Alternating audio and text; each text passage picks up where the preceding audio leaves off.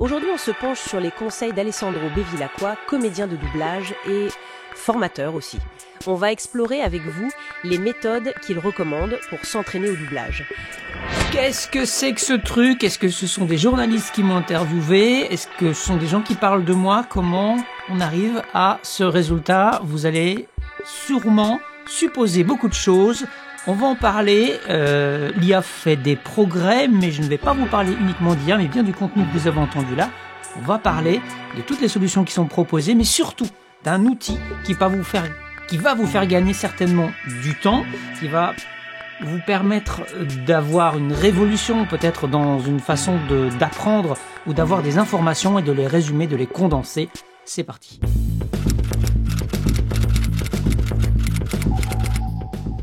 Alors qu'est-ce que c'est que ce truc? Je parle de Notebook LM. Si vous connaissez Notebook, donc c'est une façon pour Google de gérer les notes des documents.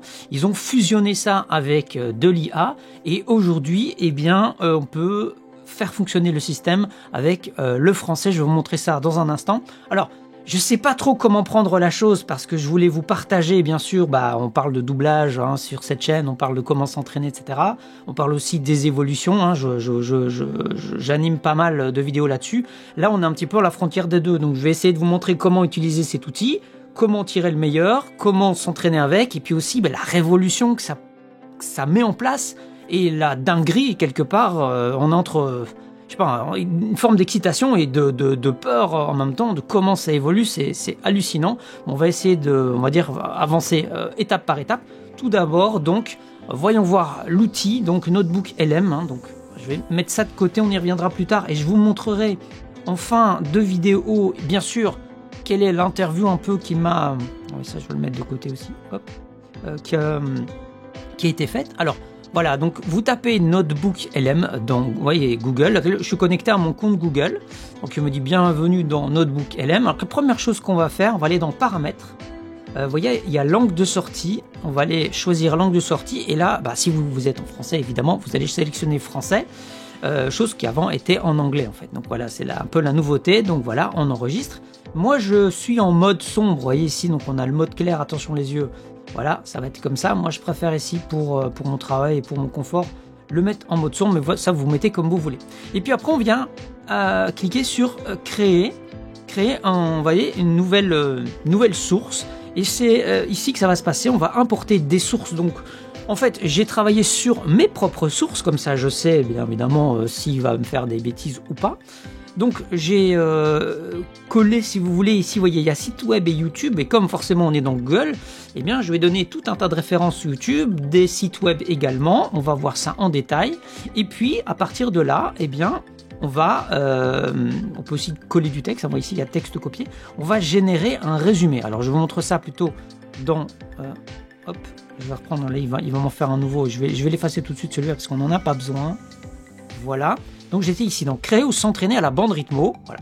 Donc en fait, première étape, je lui ai donné un tas de ressources ici.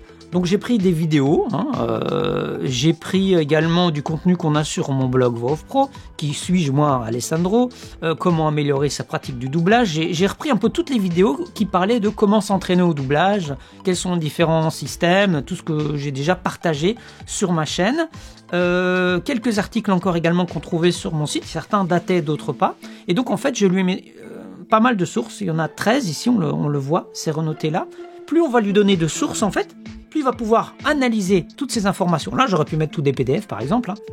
Mais là, du coup, on a des sources différentes. Ce qui est génial, c'est que je lui mets des vidéos, donc du coup, il va analyser la vidéo. Pas besoin de si vous voulez, regarder et visionner la vidéo.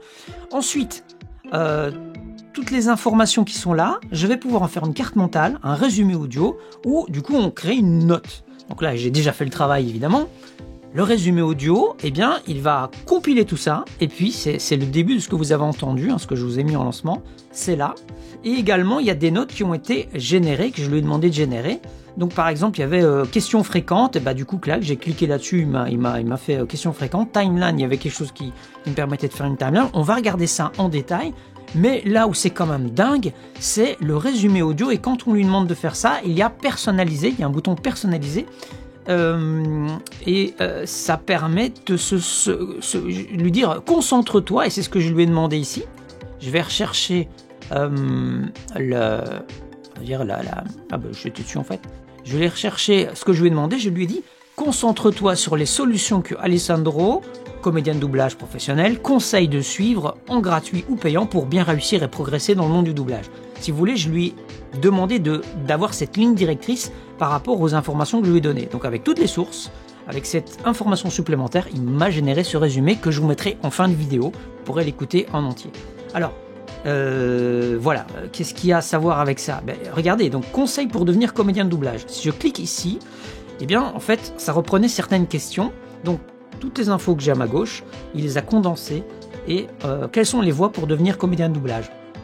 Il existe plusieurs voies pour accéder au métier de comédien de doublage. Idéalement, il est préférable d'être déjà comédien ou comédienne, d'avoir suivi une école de comédie ou d'art dramatique. Le doublage est l'une des facettes du métier de comédien et une formation théâtrale permet d'acquérir les compétences nécessaires en jeu d'acteur, en diction, modulation de la voix, etc. etc. Alors, je ne vais pas vous lire tout, mais ce sont des informations qui ont été compilées. Alors, il y a parfois des petites erreurs. C'est plutôt assez léger. Globalement, tout ce qui était là est correct parce que l'information de base est correcte.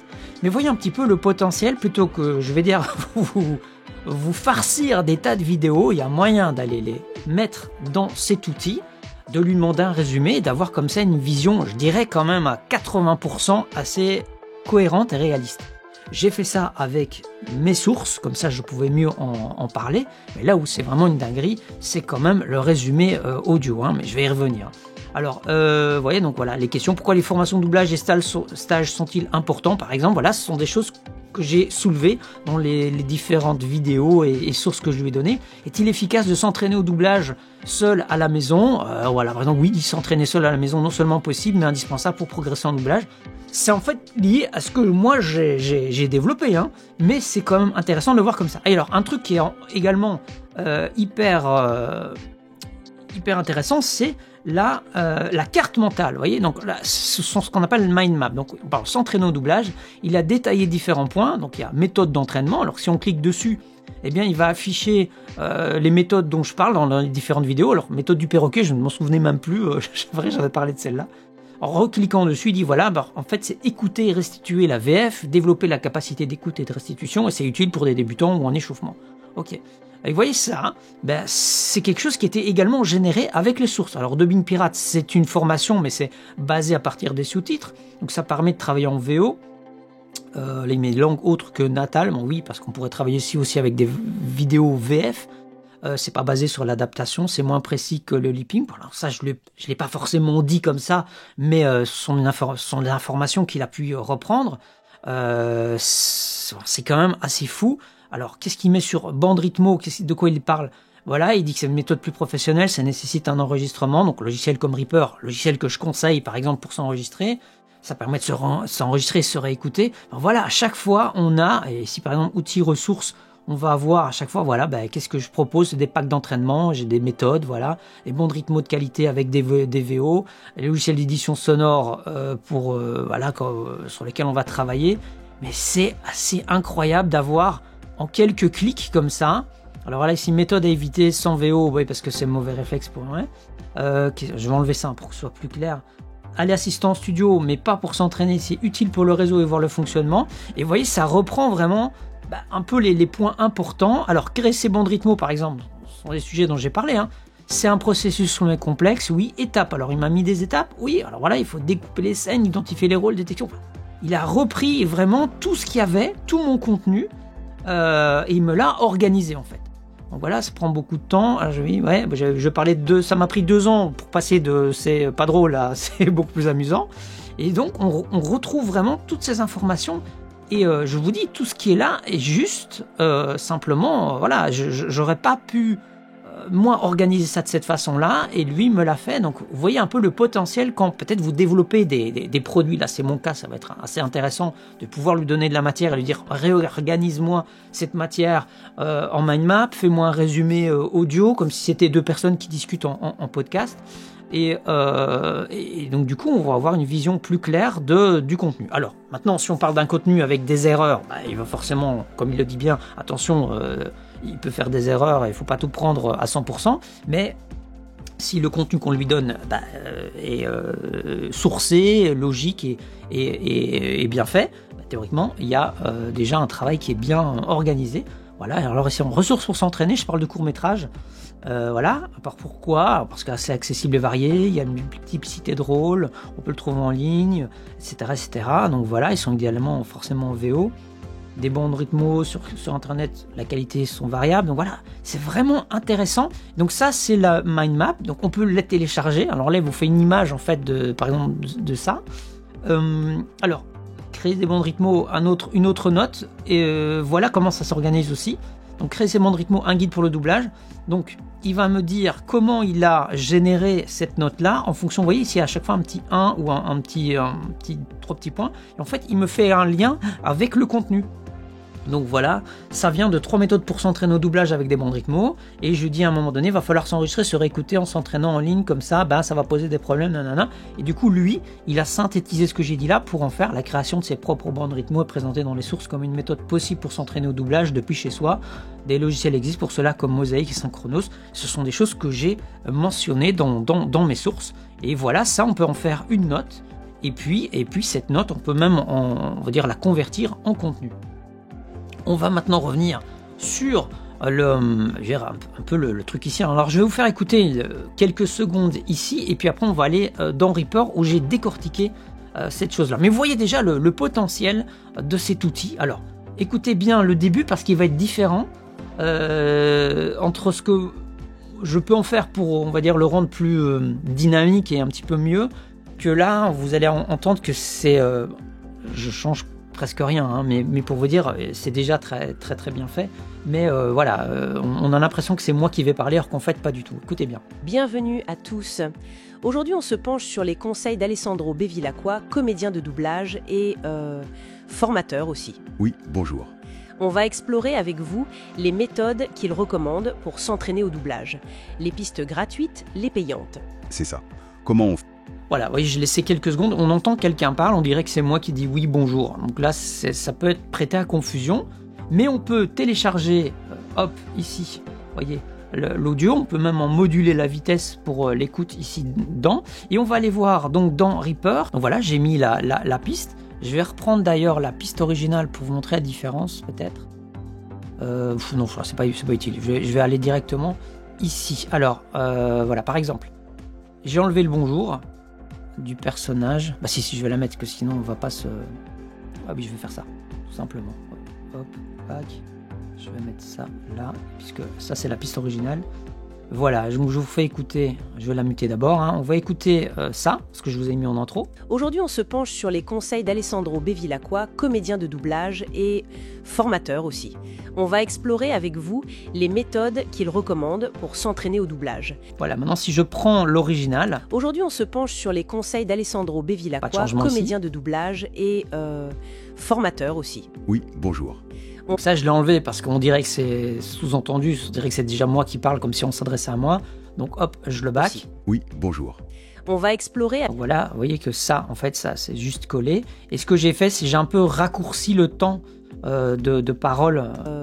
Formateur aussi. Parce qu'il y a des formateur, voilà. Donc du coup, j'ai un peu raccourci pour que ce soit plus dynamique. Avec vous, les méthodes qu'il recommande pour s'entraîner au doublage. Les pistes gratuites, les payantes. C'est ça. Comment on fait pour progresser, pour aiguiser ses outils ? Vous voyez que lui, la voix masculine, elle est moins sympa. Mais d'ailleurs, les gars, déjà, à ce stade, si vous aimez cette vidéo, likez, ça soutient ma chaîne, bien sûr. Et je pose même là une question. Écoutez la voix masculine, moi j'ai une idée sur qui est cette personne. Parce que ce sont... vous voyez que je suis tellement excité de ce truc, mais c'est incroyable quand même. La voix féminine, franchement, elle est déjà, je trouve, pas mal du tout. Alors, il y a quelques petites erreurs parfois de prononciation, de ton, mais on n'est plus du tout sur des voix robotiques assez carrées. C'est quand même une évolution assez incroyable. Et il faut se dire que ce qu'on entend là, c'est encore le début, c'est encore ce qu'il y a certainement de plus mauvais. Je n'ai aucune possibilité de modifier ces voix, hein. Mais juste, voilà, c'est un résumé, comme si c'était deux personnes qui faisaient un podcast, et c'est tout. La voix masculine, elle est un petit peu plus robotique ici. Je vais dire, ça fait moins humain, mais c'est pas non plus, je veux dire, horrible pour autant, quoi. Alors évidemment, hein, toute mesure gardée, c'est pas bon, c'est pas mauvais non plus. Donc pour moi, on est dans du moyen. Alors plutôt moyen, bof pour le gars, il y a beaucoup mieux.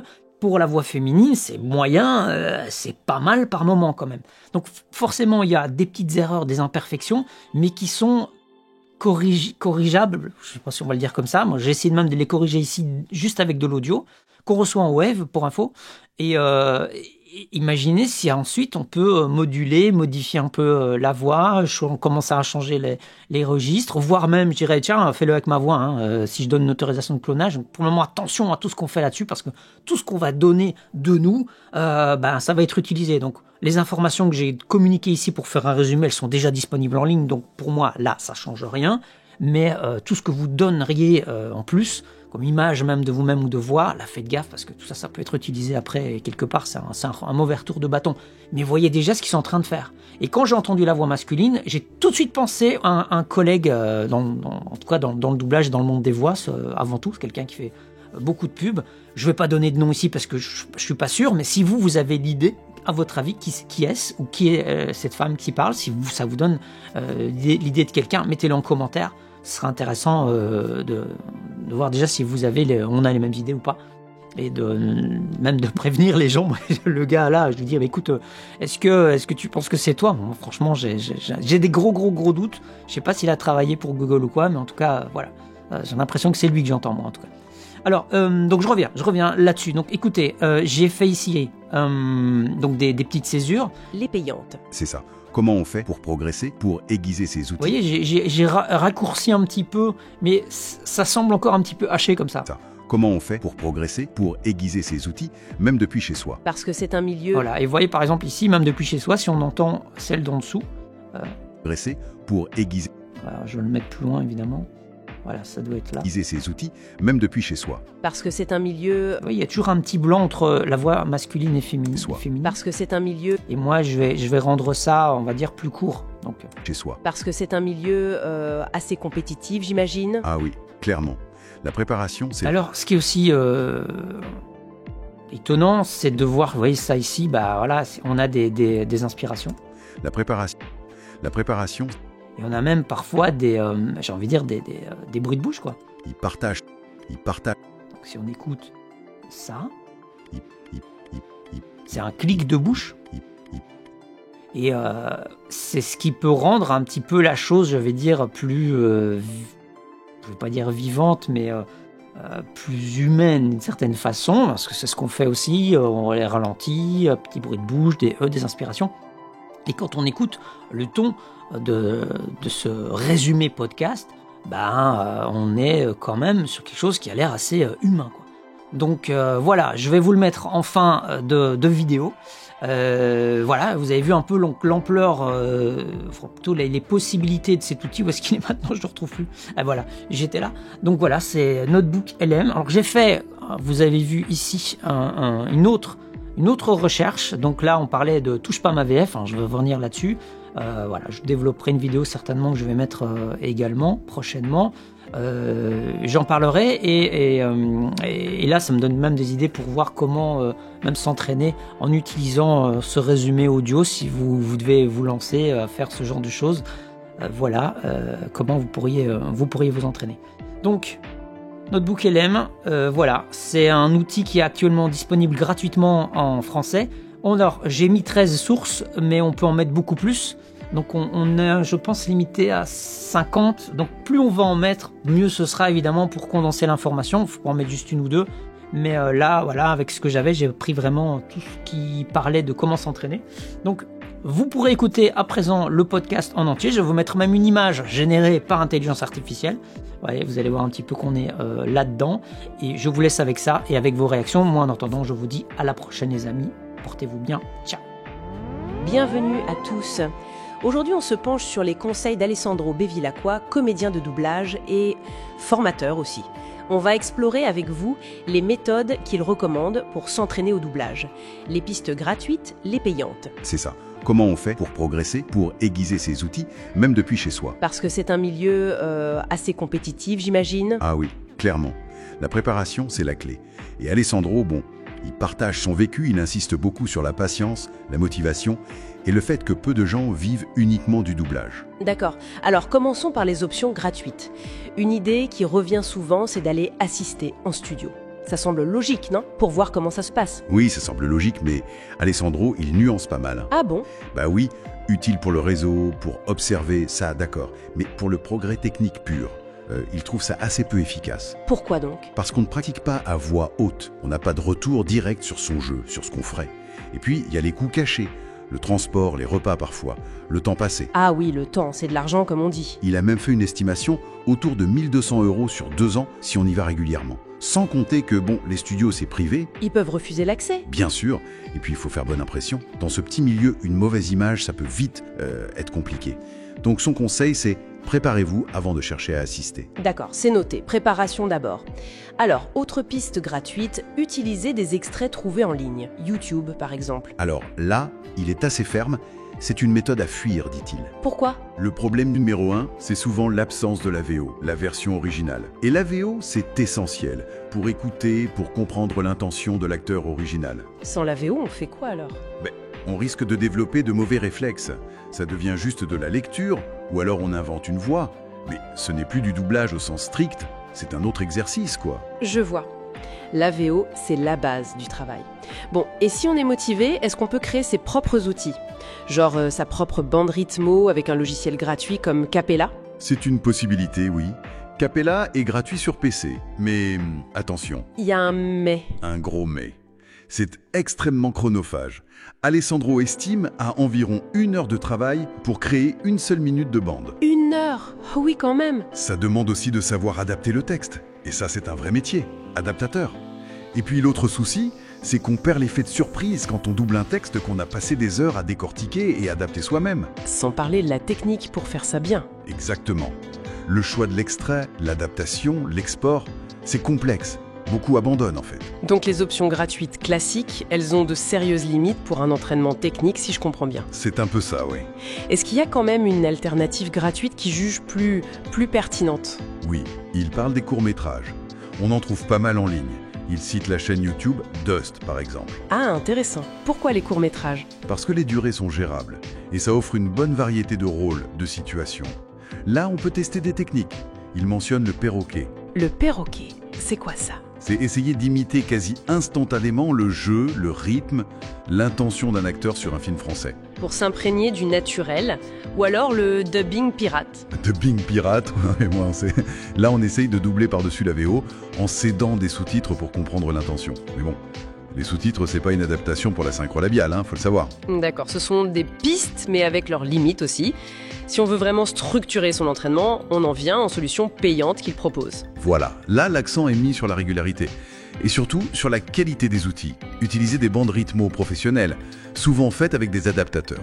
Et c'est ce que proposent ces formations, comme Doublage Academy, TDA, etc. C'est ça, il fournit le matériel, des bandes de qualité, des systèmes réutilisables pour pouvoir s'entraîner vite et bien chez soi. L'objectif, c'est de se concentrer sur le jeu d'acteur. Pas juste sur la technique de synchro. Exactement. Il donne aussi des guides pour pratiquer, pour s'auto-évaluer. C'est un cadre structuré. L'idée, c'est de simuler les conditions du studio, mais à la maison, en quelque sorte. Tout à fait, pour développer les compétences de manière ciblée, sans tomber dans les pièges des méthodes gratuites dont on a parlé. Et ça s'adresse à qui? Aux débutants? Aux débutants sérieux, oui, mais aussi aux professionnels qui veulent maintenir leur niveau, s'entraîner régulièrement. Et il insiste toujours sur un point. Lequel? La base de tout, être comédien. Avoir une formation de comédien, souvent via le théâtre, c'est indispensable. Bien sûr, le doublage, c'est jouer avant tout. Donc pour résumer, percer dans le doublage, ça demande un vrai travail de fond, une préparation sérieuse. C'est ça. Les méthodes gratuites peuvent dépanner au début, mais montrent vite leurs limites techniques. Les options payantes, structurées, elles, visent à donner les bons outils pour une pratique régulière et efficace. Oui, pour Alessandro, même si assister en studio ou bricoler des trucs en ligne, ça peut sembler une porte d'entrée, la maîtrise réelle, ça passe par une pratique dédiée, avec des outils faits pour ça. Que ce soit en les créant soi-même, mais c'est un travail énorme. Ou en investissant dans des ressources conçues pour. Exactement. La qualité et la régularité, c'est vraiment ça le plus important selon lui. Et une dernière réflexion, peut-être. Vu qu'il insiste tant sur le jeu, sur l'interprétation, finalement l'exercice le plus crucial avant même la technique pure de la synchro, ne serait-ce pas de passer du temps à vraiment analyser, à comprendre en profondeur la performance de l'acteur original, saisir son émotion, son intention. Ah mais c'est une excellente remarque. C'est probablement le cœur du réacteur, oui. Comprendre pourquoi l'acteur joue comme ça avant de chercher comment le refaire. C'est fondamental.